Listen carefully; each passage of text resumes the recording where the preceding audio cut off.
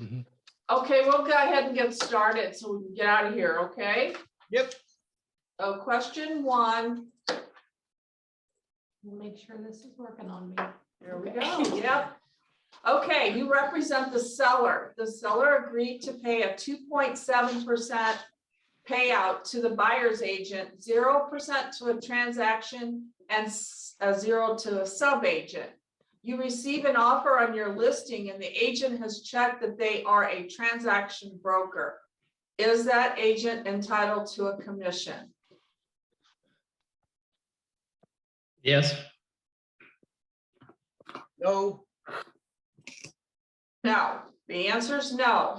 So the very first thing you do when you're going to write an offer is what? You're going to print out the MLS sheet that says the agent only form so that you can, and that is your guarantee for your commission is what it says in the MLS. And you want to do that at the time you're writing your offer. And the reason for that is whatever's in the computer at the time you write your offer, because the agent could go in there and start reducing that commission. So you want to print that out. So we actually had this happen, and it was a really good offer, cash, closing quickly. The agent presented the offer and the seller said, you know what, I will pay them as a transaction broker. So what form do you think we had to use to do that? There's actually two things you have to do. A commission agreement? A commission agreement, that's right. What else? An amendment to the sales contract? Amendment to an amendment to the listing contract. Yeah. Mhm. Yes. Because why? We cannot negotiate commission in a sales contract. Okay. Right. Okay. So it all worked out and everybody was happy. Because typically speaking, we don't pay a transaction agent because why? They represent the paperwork, not the people. They write the offer, and the buyer or the seller, whichever, they're on their own. They have to figure out who they're going to get to do work, who does the building inspection, because all you're doing is helping with paperwork. All right, so we'll move on. Question two. These are all things that happened in the last 30 days, by the way. So question two, you represent the buyer. On the 10th day, the buyer decides to walk. You wrote an all cash offer and no appraisal writer. The seller is furious because they've already moved out of the house. You send over a mutual release. Is there anything else that's required?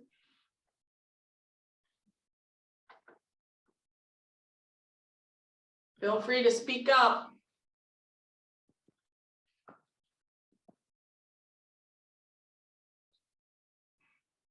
Yeah, there is. Okay, what you got, Carol? I would say that you'd need to send over the inspection notice that said that Got you're it. walking. Yep. There you go. Yeah, that's right. So Yeah, that guess is what? right. Yeah. Here's what happened. Our agent was the buyer, sent it over, sent the mutual release over in time on the 10th day. On the morning of the 11th day, came back and sent over a different mutual release that the seller was going to keep their earnest money because she didn't send over the inspection notice. So that is really, So it was a battle, but fortunately, because the market being the way it is right now, they were able to put it back on the market and get it under contract right away. And we got the seller to sign it, but it was about $5,000. So Oh, ow, ow, ow. yeah, that was an owl for sure. Yeah. Anybody have questions about that? Just a comment that no matter what you send over, it's going to be a bad day. That's right. It was a bad 48 hours, Carol. Yep. Oh. No doubt about it. Yep. Okay, so question number 3, you represent the buyer. The buyer is using a special sales contract. what should you have the buyer sign? So because it's special, there's no inspections. What do we want you, what? You can, an inspection writer, you can send over an inspection writer to do inspections on a special sale contract. But the seller has said they will not allow any inspections. What should you have your buyer sign because they're not having any inspections? Can they do that? I mean, Yeah. You all just got this email from Mary last week. We just Then sent I'm an not sure email. the form, I'm not sure the form number, but there is a form that indicates Right. that they are waiving their right to have an inspection.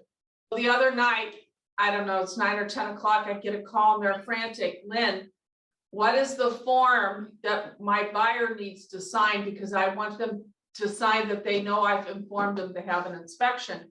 And it's not what you think it would be called. It's called a buyer's inspection authorization. Yep. At the top. So you might want to write this down somewhere, what the name of that form is, because the title of the form is buyer's inspection authorization. At the bottom of the form, it's saying they've been advised to have an inspection, but they're waiving it. And the purpose is what happens if something goes wrong and in 3 months, the buyer elects to sue.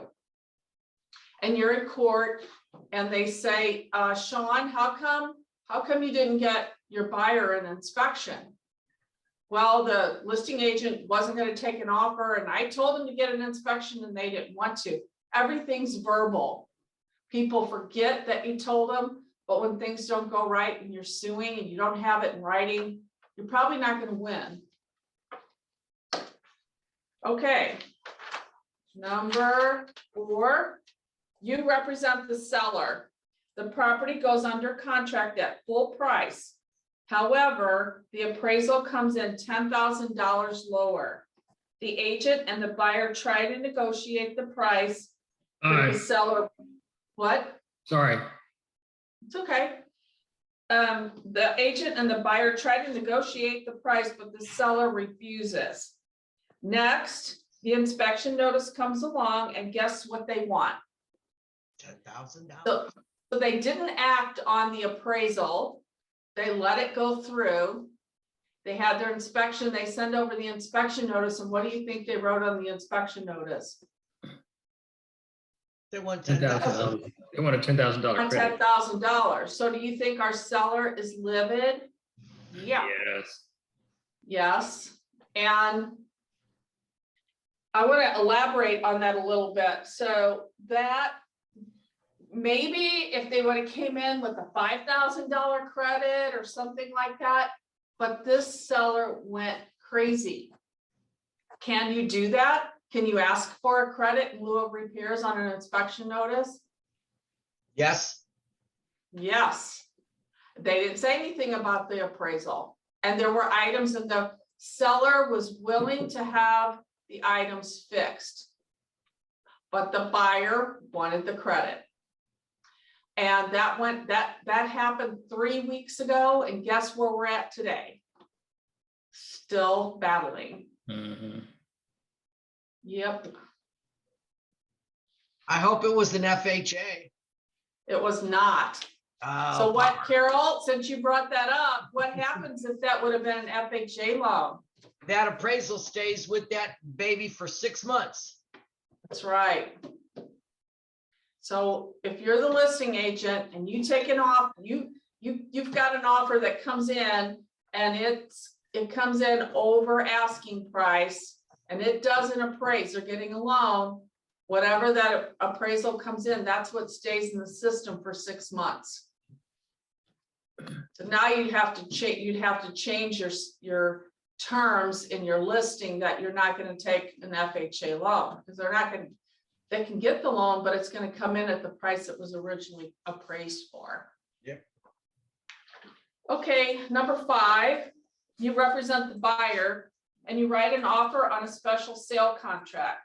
The property is located in a city that requires a municipal inspection.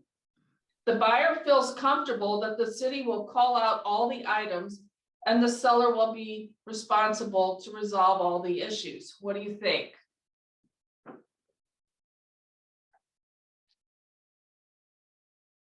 Now we're talking about a special sales contract, so think about that. What happens when there's a municipal inspection required? It's the responsibility of the buyer. That's right, Everett. So if you be really careful with that special sales contract, okay? Because there's a lot of things that are removed from that. So people are thinking they're gonna be able to move in that day when they close, and guess what? They're not. Because they can't get an occupancy permit until there's been an inspection.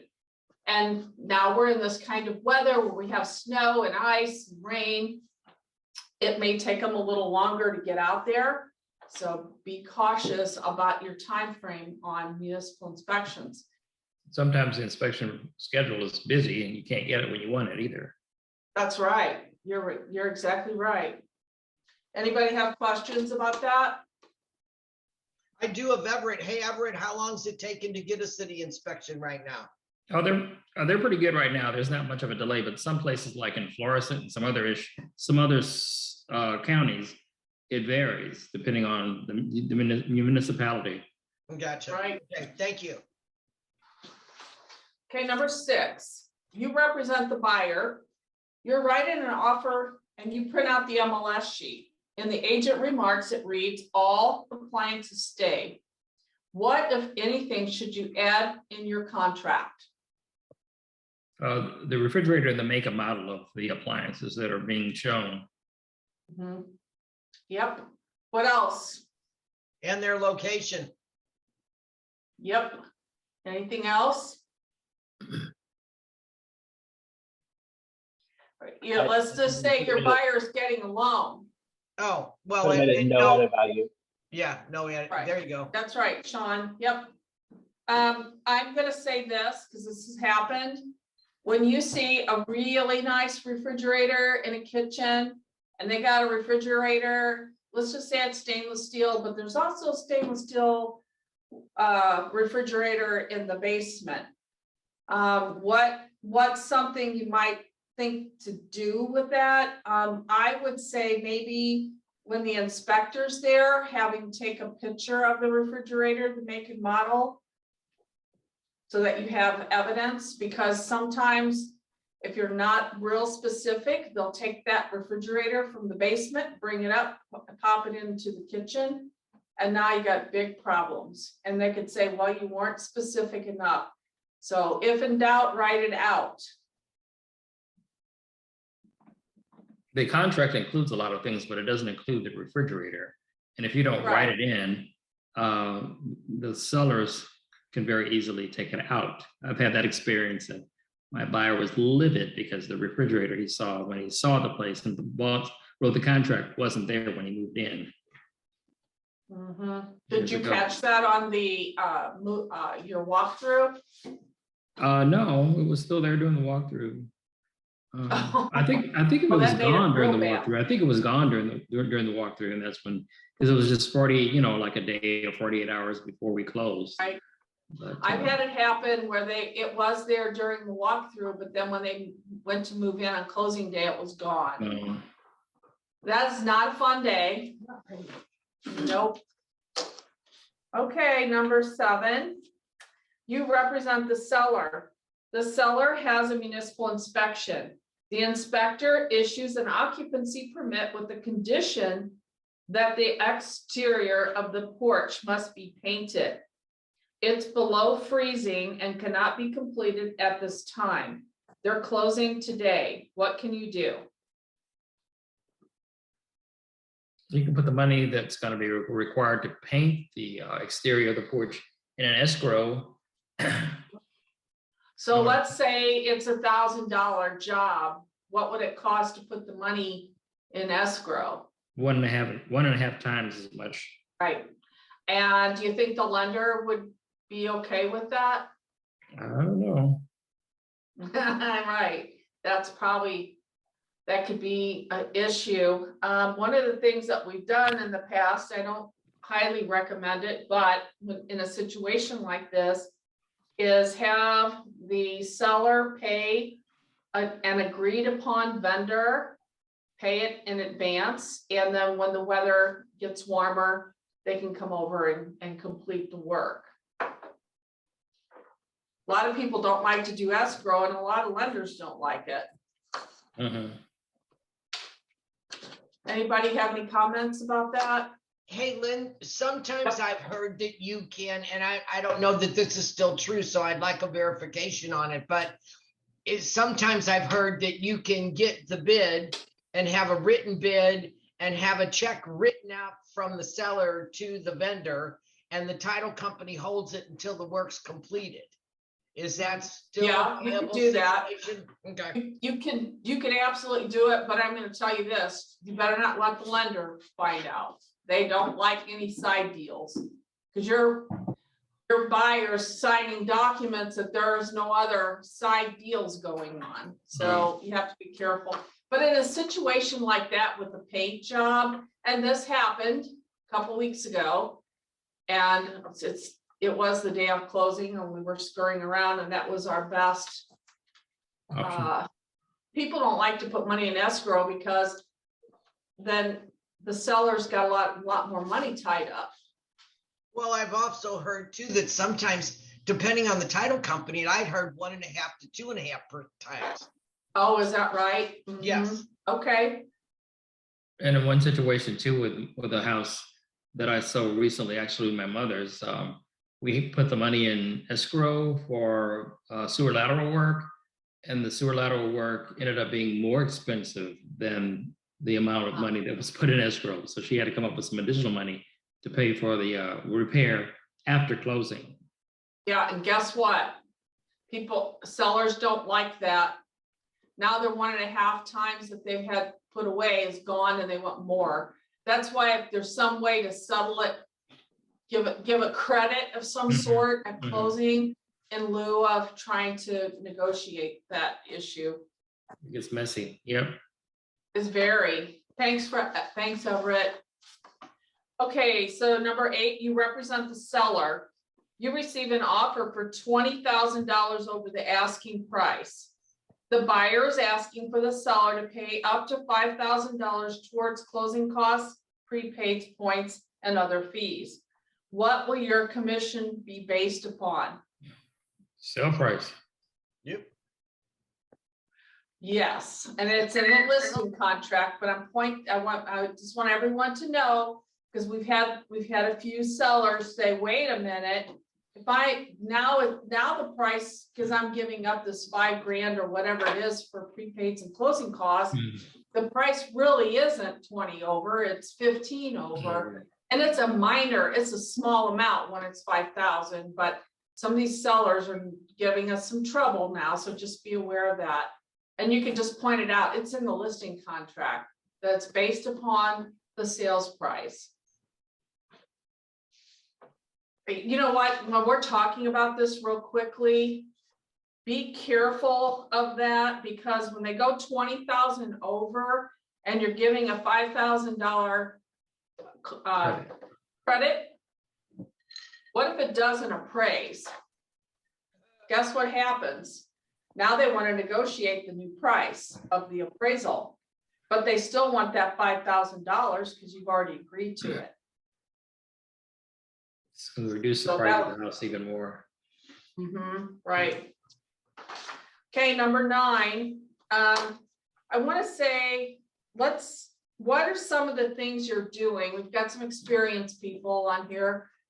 What are you doing to get your offer accepted? What is something, Carol, I know you just had one accepted in the last 10 days or so. Same with you, Everett. If you'll speak to that. Sean, I know you did too recently. What's something that you've done that's helped get your offer accepted? Well, we did pay slightly over. They wanted some stuff back, so we did pay 5,000 over, and then we asked for a certain amount of money back on prepaids and all of that kind of stuff. We did, however, it was a new construction, so on my particular situation, it wasn't a whole lot. I did recently have one that we offered $50,000 over, took off the appraisal rider, made it a cash offer, and didn't get it. They had 32 showings and 9 offers, and we were the third.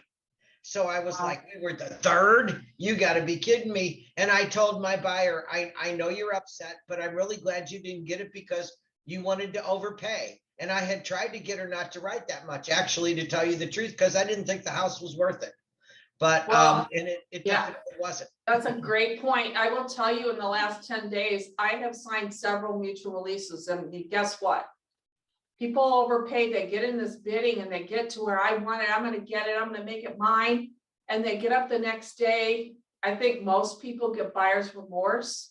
Mm. And they're like, wait a minute, we just paid way too much for this, and now they want to walk. It's So like just a bunch because of, it's the highest offer doesn't mean it's the best. nope. it's Sean, like a I know bunch of you sharks. have to leave in a minute. Do you want to speak on that about the getting your offer accepted? Yeah, we actually had the lender had the file completely underwritten, and the underwriter signed a letter saying this buyer is ready to go. So it was almost like a cash offer, but because we were able to close in less than 30 days. So you just really, you had a pre-qualified buyer in lieu of pre-approval. Correct, yeah. And Okay, actually, my seller's agent, it was the first time they'd seen that letter, so they had lots of questions. So it's something that is, I think lenders are doing now that's new. But you will probably have seller agents that don't understand what it is. So you'll have to explain it to them sometimes too. and here's something to be cautious about when you're getting a cash offer from someone and you're asking for proof of funds, obviously, and they say it's coming from a 401k, you should be very careful about that because that has to be approved by their employer oftentimes, and they may not let them do it. They might have the money, but they won't release those funds. So Everett, what about you? What did you do to get your offer accepted?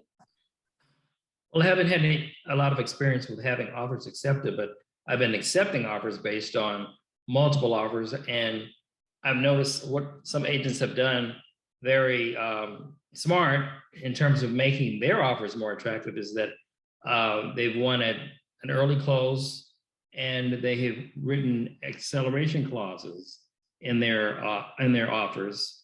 Haven't been complicated, but the acceleration clause has really kind of made a difference in terms of competition with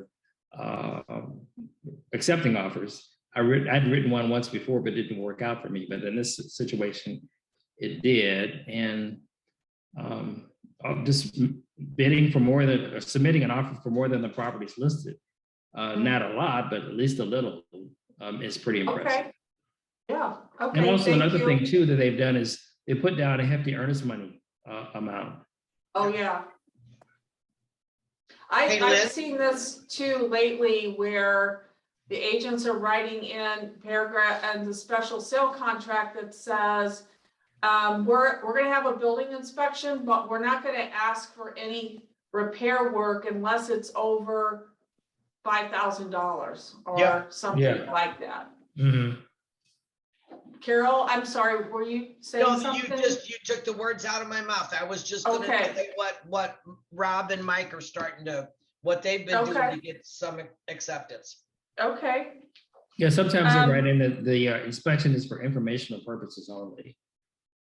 I'm gonna tell you, if I got an offer today and I've got a bunch of them and there's acceleration clauses, I'm gonna take the best one. I'm gonna counter back, rejecting the escalation clause and countering back at what that high number was if they were willing to pay. Something to think about. Does that make sense, Joe? I think you get it, right? Yep.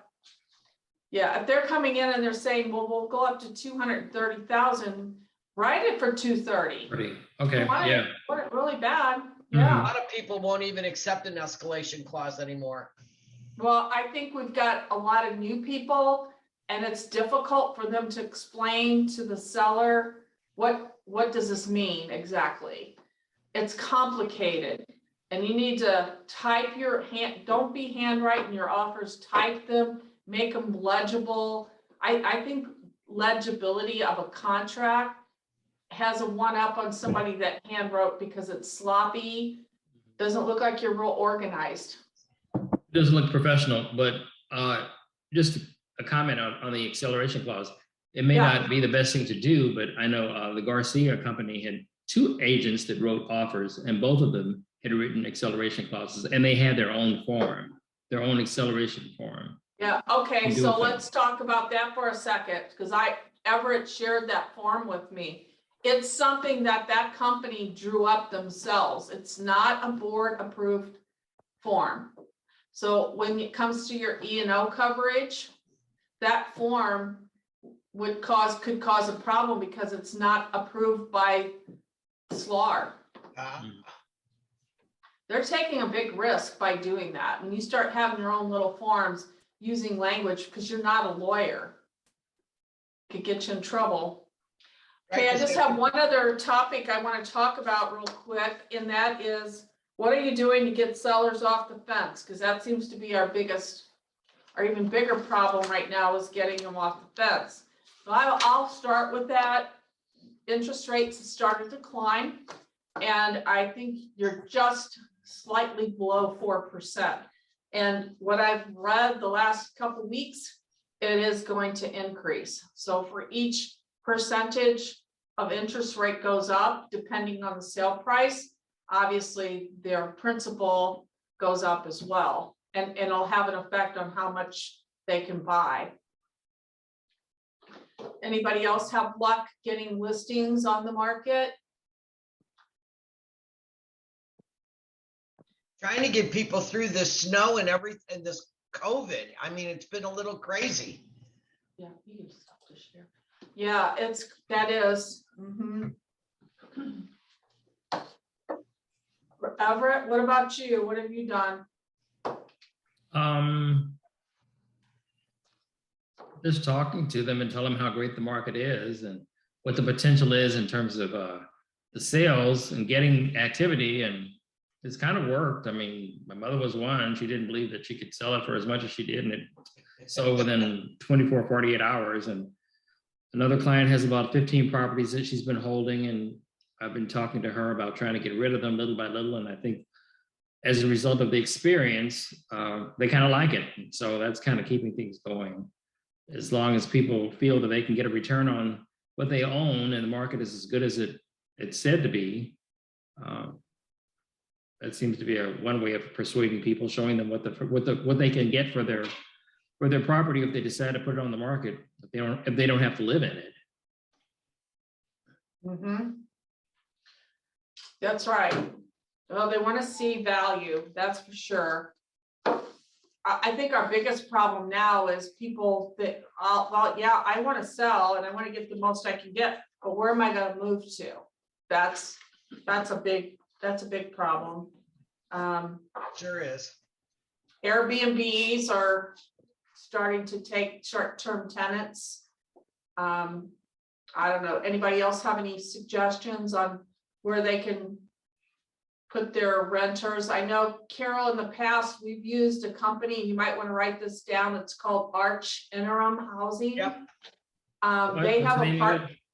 Arch, ARCH, Interim Housing. They have apartments all over the St. Louis metropolitan area. Here's the deal. They're fully furnished. They have all the dishes, everything. And they'll do short-term leases. So in other words, they rent the apartment for a year and then they sublease it to you for 2 or 3 months. Now the rent is going to obviously be higher because it's short-term, plus it's fully furnished. But your people, your sellers who are willing to do this double move are not inconvenienced as much, right? Because they can have a pod come pick up the majority of your things, put it in storage, you take your clothing and things that you need right away, and the rest is in storage. So it's really not as much of a big move. And if you go on their website to Arch Interim Housing, you'll see the different, like I know in Chesterfield, there's like 4 different apartment communities there. And I know in Baldwin, they're all over the place. Rents range from all over the place. Yep. But it's and hopefully in 2 or 3 months, they can find something.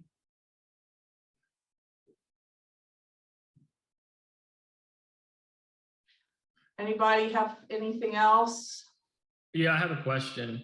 Okay.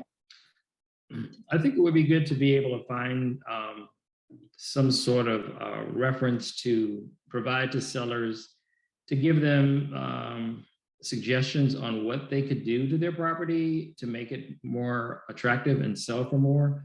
A lot of sellers, I know I went through this experience with one seller that needed to do a number of things to make their house marketable. And little by little, they did more and more because the more they invested, the more they would get out of it.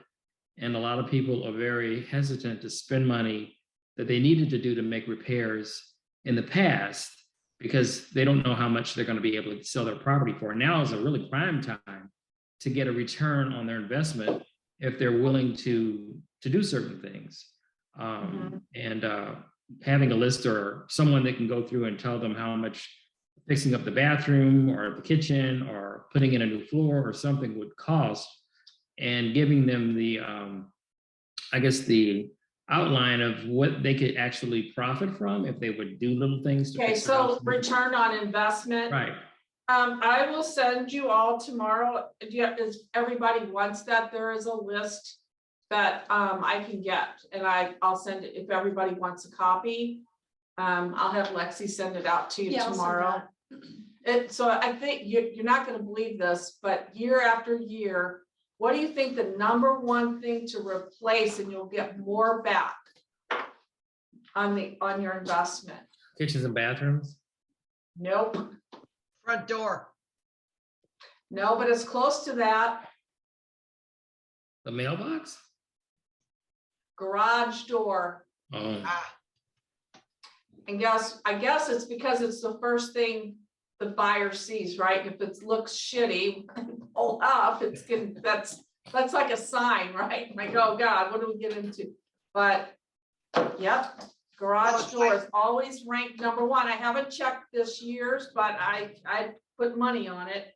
It's like when you walk in a front door and it's covered in cobwebs and bugs and, you know, everything is nasty and the front porch isn't swept off, and, you know, you just get clients just go, oh yeah, you know, it's nasty. Those of us who've held houses open, you know, we keep our little kit in the car with our Windex and paper towels and a small broom and whatever else, because I've cleaned many front doors off. And a candle helps too, Lynn. What's that? A candle helps too. Smell. You're That's right. Yeah, absolutely. Yeah.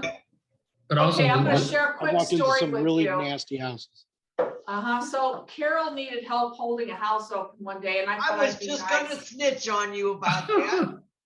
So I'm going to be nice, and the people have a curry smell. Okay, because they're Indian and they cook a lot of curry. And I told my husband, I said, you know what, I'm going to bake chocolate chip cookies. And he goes, I wouldn't do that. I would not. And I go, well, I am. Or he said, not do it. That's it for it, right? So I run over to the house and I turn on the oven. I go back home. I get my cookie sheet and all my stuff. Open up the door. All the smoke alarms are going off, and there's black burrowing smoke coming out of there. Now I can't get my husband, because what has he just told me? Don't do it. I'm at that back door and I'm doing this. I'm slinging it, opening. I open up that oven, and these people store their plastic stuff. Oh no! In the oven. Oh yeah. There's a lot of potty mouth come out. Oh my God. So I'm taking stuff out, putting the sink, and I got the sprayer, and I'm doing this. Shh, smoke's coming. I'm thinking I'm gonna have to buy some stuff. And there's a little kid spatula in there, and it's got a face on it, and his face is melted and gone. He's not smiling anymore. Always check the oven if you're gonna bake. Don't cook anything, I'm telling you. Oh my God. I thought it was so smart. I was so excited. I'm going to make it smell like chocolate chip cookies. Everybody's going to want to put an offer in on this house. Oh. Did you get the plastic smell out? I did, but I'm an hour early, right? Because I like to be early. You know me. Well, now people are at the front doors and I'm spraying plastic, cooling it off. Ah. Lynn, tell them one more story about your open houses when you went downstairs in the basement to turn the lights off and did not lock the front door. Yeah, that's not a good thing to do. No. I had a lot of people come through that day, and there was one guy, one creepy guy. They And always as show I up. get, Yep. and I get about 3/4 of the way down the steps and I go, uh-oh, I didn't see him leave. Now I'm down there. I've done that 3 times where I shouldn't have done that. I'm gonna tell you. So I feel lucky because one time I was headed back up the steps and there's a man standing at the top of the steps, and this is not a walkout basement. All he would have had to done is just push me down and I would have been doomed. Fortunately, the it turned door. out. But when your open house is over, lock the door and then do your turnout lights, Yep. Lisa. Especially, I hope you're listening, because you know what? And you taught that for years and years and years, and I did the same dumb thing. I didn't follow my own direction. And that's not a fun. I thought I was going to have a heart attack that day when I got down there and thought, oh my God, I didn't see him leave. He's probably, and I had to go back pretty far to turn the light off. Hmm. I should, you know what? You can always call the police. They'll happily come. Make sure there's nobody there. Or I could have called Carol. I could have called anybody. Hey, I'm here by myself. I'm not comfortable going out in the basement and turning the lights out.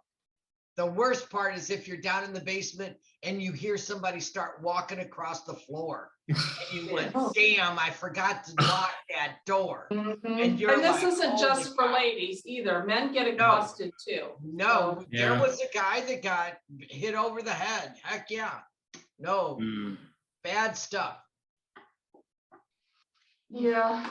All right. Well, I will see you all later. If you have any questions, feel free to reach out or email me or whatever. Okay. Night, Okay. everybody. All right. Bye. See Thank everyone. Thank you. Bye. Bye. See you later.